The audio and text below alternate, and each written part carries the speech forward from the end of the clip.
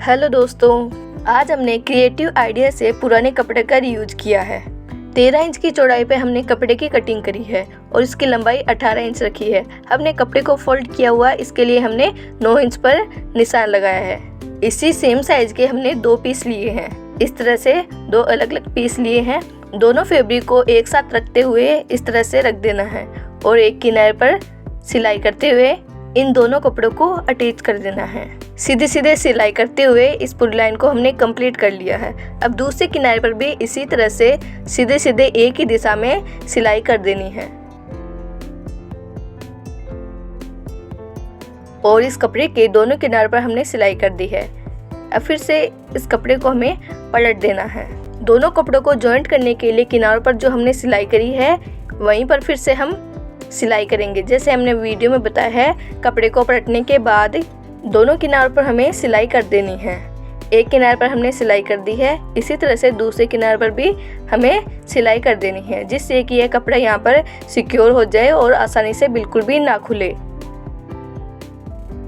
अब कपड़े के आकार के अनुसार एक फोम शीट हमने ली है, इसको किनारे से कट कर देना है। जितना बड़ा कपड़े का आकार है उस अनुसार हमें इसको किनारे से कट कर देना है और इस कपड़े को पलटते हुए इस तरह से फोम शीट को कपड़े में अटैच कर लेना है और फिर से कपड़े को पलट देना है और 1 से 1.5 इंच की दूरी पर इस कपड़े पर हमें सीधे सीधे एक ही दिशा में सिलाई करनी है।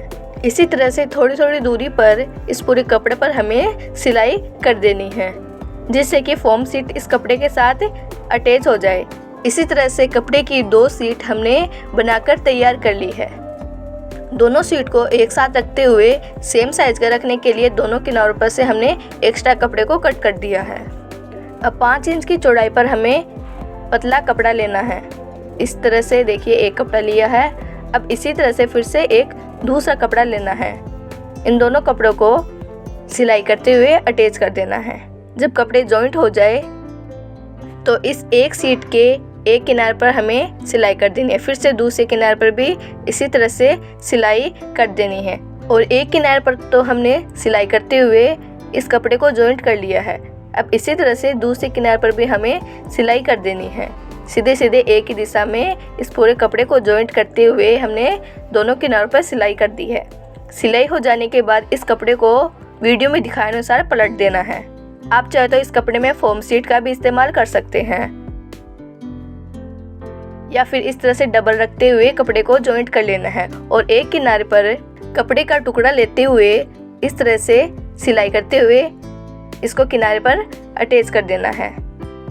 एक सिलाई हमने लगा दी है, फिर से कपड़े को पलट देना है और दूसरी सिलाई भी किनारे पर करते हुए इस कपड़े को सिक्योर कर देना है।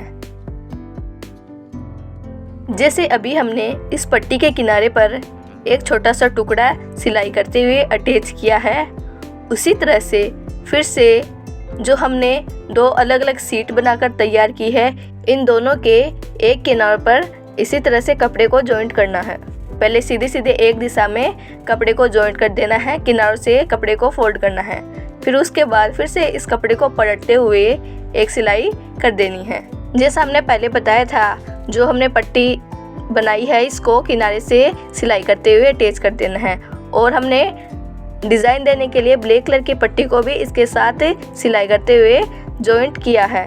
सीधे सीधे तीनों किनारों पर हमने सिलाई कर देनी है और किनारे पर फिर से इस तरह से इस पट्टी को भी जॉइंट कर देना है, जिससे कि यह सिक्योर हो जाए। एक किनारे पर हमने इस पट्टी को जॉइंट कर दिया है। अब फिर से दूसरे किनारे पर दूसरी शीट को रखते हुए फिर से ब्लैक कलर की पट्टी को साथ में जॉइंट करते हुए इस तरह से तीनों किनारों पर जॉइंट कर देना है। पुराने कपड़े का रीयूज करके हमने कितनी आसानी से देखिए न्यू हैंडमेड ऑर्गेनाइजर बनाकर ऑलमोस्ट तैयार कर लिया है। जब तीनों किनारों पर सिलाई लग जाए तो फिर से एक सिलाई और लगा देनी है, जिससे कि ये ब्लैक कलर की पट्टी पूरी तरह से सिक्योर हो जाए और जो हमने ऑर्गेनाइजर बनाया है बिल्कुल भी ना खुले।